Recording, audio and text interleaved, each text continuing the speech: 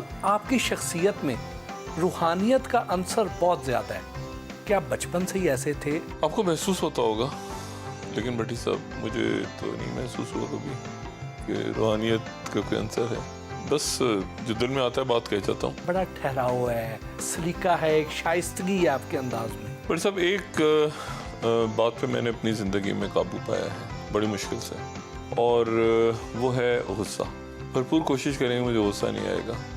जो मेरे आसपास लोग होते हैं बस वो मैं उनसे एक अपने ख़ास अंदाज में बात करता हूँ, वो समझ जाते हैं। भाभी और बच्चे तो बहुत खुश होंगे इस बात पर। नहीं, बहुत ज़्यादा खुश नहीं होते, क्योंकि फिर उनको पता होता है कि गुस्सा ही नहीं आ रहा जब सामने वाले को। डॉक्टर होते हैं वो इतने हसास नहीं होते हैं जितने आप हसास हैं। मैं अपने आप को तो हसास नहीं कह रहा, लेकिन वैसे मैं आपको एक बात बताऊँ कि हसास लोग बहुत जल्दी मर जाते हैं, और शायद वो रोज़ कई दफ़ा मरते हैं। ज़िंदा रहने के लिए आज की दुनिया में आपको बेहिस होना चाहिए। आपके माहाना अखराजात कितने होते होंगे? बहुत ज़्यादा नहीं होते, बहुत ज़्यादा नहीं होते। मैं एक बड़े मुनासिब अंदाज में अपनी ज़िंदगी गुजारता हूँ, कोई फजूल खर्चियाँ नहीं करता बहुत ज़्यादा, लेकिन उसके बावजूद भी सेविंग नहीं हो पाती, तो बस फिर कहीं इधर उधर किसी और अंदाज में पैसा खर्च कर देता हूँ। वो बताना नहीं चाह रहा मैं। मेरा अगर कोई ख़र्चा होता है तो ज़्यादा अमूमन उस वक्त होता है जब मैं ट्रैवल करता हूँ। वैसे तो आप एक सादा लेकिन बहुत ही नफीस शख्सियत के मालिक हैं। बहुत शुक्रिया। तो अपनी शॉपिंग खुद करते हैं? मेरी शॉपिंग सिंपली ऐसे होती है, उसका तरीका बड़ा आसान सा है। एक तो ये काला कोट है ना मेरा, ये तो इसको इशू ही नहीं है, आपने हमेशा देखा होगा मुझे कोट में। तो ये जो जहाँ से आना है उनको पता है कि क्या साइज़ है मेरा।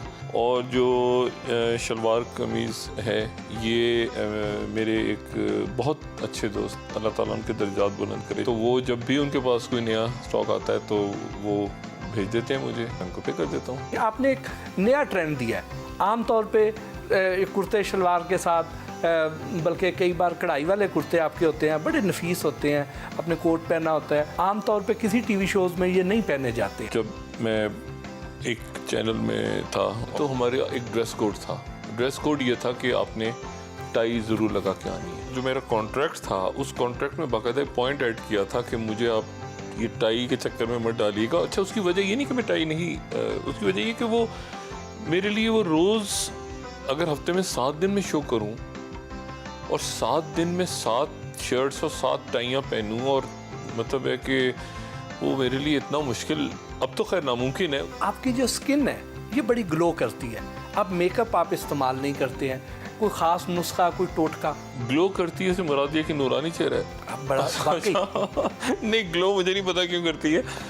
टोटका ये है कि मैं साबुन से मुंह नहीं धोता, बस खाली पानी से धोता हूँ। बस ये है, खाली पानी। म्यूज़िक कैसा पसंद करते हैं? म्यूज़िक ये जो हिप हॉप टाइप म्यूज़िक है, इसके अलावा ये जो भी कुछ है, मुझे नहीं पता क्या है, ये जो भी है इसके अलावा हर किस्म का म्यूज़िक, गज़लें और गाने और हर किस्म का।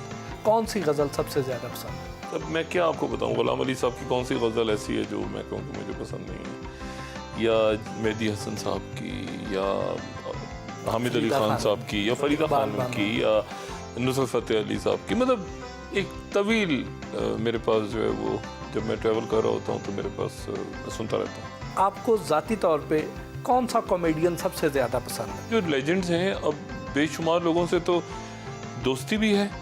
उमर शरीफ तो भाइयों की तरह है। मैं उस टीवी पे उस वक्त काम कर रहा था, हेड भी कर रहा था उस चैनल को, तो एक आइडिया हमने डिस्कस किया और बहुत चला, और उसमें फिर मेरे दोस्त, अल्लाह ताला उनके दर्जात बुलंद करे, मोइन अख्तर साहब और अनवर मकसूद साहब का लूज टॉक, शायद आपको याद हो। मैं हमेशा हैरान होता था कि मोइन अख्तर यार, ये किस किस्म के तुम कितने रूप बदल के आते हो, और हर दफ़ा वो, और उसकी इतनी अच्छी केमिस्ट्री थी मोइन अख्तर साहब की अनवर मकसूद साहब के साथ, कि इस तरह मुझे लगता है कि शायद मोइन अख्तर साहब के जाने के बाद अनवर मकसूद साहब बहुत नज़र आते हैं, बहुत खूबसूरत बात करते हैं, अल्लाह ताला उन्हें सेहत दे, लेकिन शायद अनवर मकसूद साहब के जुमले वो मोइन अख्तर पे ही सजते थे।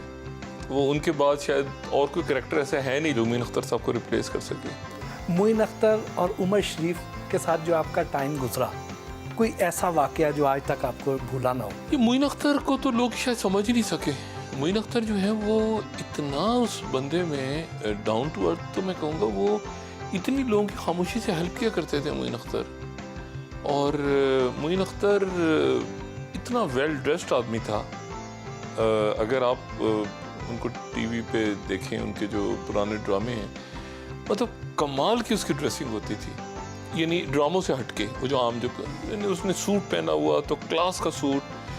और कभी उस बंदे ने, मैंने उसको कहीं शिकायत करते नहीं देखा किसी के साथ। टीवी पर खबरों और तबसरों के अलावा और क्या देखना पसंद करते हैं? मैं मूवीज़ देखता हूँ, ड्रामा या थ्रिलर या कोई इस तरह की मूवीज़ जो भी अच्छी आती हैं नई, मैं देखता हूँ। English movies. कौन से मुल्क में जाके रहना पसंद करते हैं? ट्रैवल करता रहता हूँ, लेकिन एक जगह ज़्यादा अरसे क़याम नहीं होता। 60-70 मुल्क तो घूम चुका हूँ। लेकिन वैसे अगर मुझसे पूछें कि कहाँ ज़्यादा मैं ट्रैवल करते हुए एंजॉय करता हूँ, तो यूरोप में। और यूरोप में मैं ट्रैवल करता हूँ तो मैं फिर ट्रेन से करता हूँ। किस किस्म की बुक्स पढ़ना पसंद करते हैं? नॉन फिक्शन में कोई पॉलिटिकल बुक्स आ जाएं, कोई अच्छी कोई मिडल ईस्ट के ऊपर किताब नज़र आ जाए तो वो मैं ले लेता हूँ। कोई साइंस से रिलेटेड, कोई मैनेजमेंट से रिलेटेड, कोई इस तरह की बुक्स जो भी आती हैं बुक्स मेरे पास फिर एक आता रहता है सिलसिला। महीने में कोई 8, 10, 15 बुक्स ऐड हो जाती हैं मेरी लाइब्रेरी में। किस किस्म के तज्जियों पर, तबसरों पर आपको खुद भी हंसी आती है? मैं टीवी कम देखता हूँ, तज्जिए कम सुनता हूँ। उसकी वजह ये है कि मैं इन्फ्लुएंस ना हो जाऊँ। मैं ख़बरें सिर्फ सुन लेता हूँ। किस सहाफ़ी के तबसरों पर आपको शदीद गुस्सा आ जाता है और टीवी बंद कर देते हैं? किस के आपको कहना चाहिए था? अच्छा नहीं, ये नाम मैं नहीं लूँगा। बड़ी तवील लिस्ट है। मतलब एकदम से आए, बैठे आके और शो किया, 3 गेस्ट बैठे, कौन किसको बिठाना है यार, जल्दी से करो और शो बस आपस में लड़ाई हो जाए तो बस घर जाओ। तो मतलब ये जो है ना इस तरह का, ये मुझे तो नहीं समझ में आता कि ये क्या है। आप इमरान खान के खासे करीब रहे हैं, कोई उनकी कोई ऐसी बात जिसे आम तौर पे लोग ना जानते हो? इमरान खान साहब को अगर आप कभी दावत दें तो आप उन्हें ऐसी जगह लेके जाएं जहाँ पे बुफे लगाओ, क्योंकि इमरान खान साहब खाना बहुत खाते हैं, खुश खुराक हैं, और उसके बाद वो एक्सरसाइज करते हैं अपनी, मतलब कैलोरीज को बर्न करते हैं। ये बात उनकी बड़ी मुझे बड़ी मुतासिर करती है। आपको खाने में क्या अच्छा लगता है? असल में बहुत सारी चीज़ें हैं।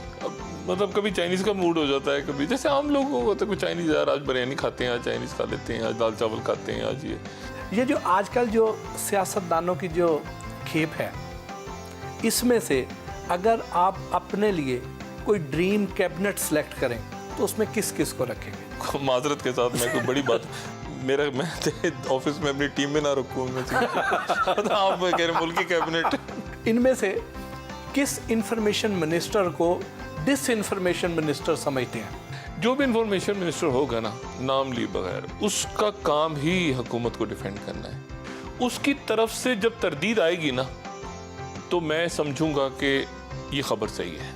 आपके ख्याल में इमरान खान की जो कैबिनेट है, इसमें किस चीज़ की शदीद कमी महसूस होती है आपको? आपने कहा ना कमी, मुझे इसमें बहुत ज़्यादा ज़्यादती नज़र आती है। चारों सूबों के जो चीफ मिनिस्टर्स हैं, इनकी अगर आप रैंकिंग करें तो पहले, दूसरे, तीसरे और चौथे नंबर पे किसको रखेंगे? एक ही सफ में आगे लोग समझदार। आपके ख्याल में इनमें से किस सियासतदान को सियासत की बजाय किसी और प्रोफेशन में होना चाहिए था? फिरदौस आशिक अवान। ये सियासत में है जी।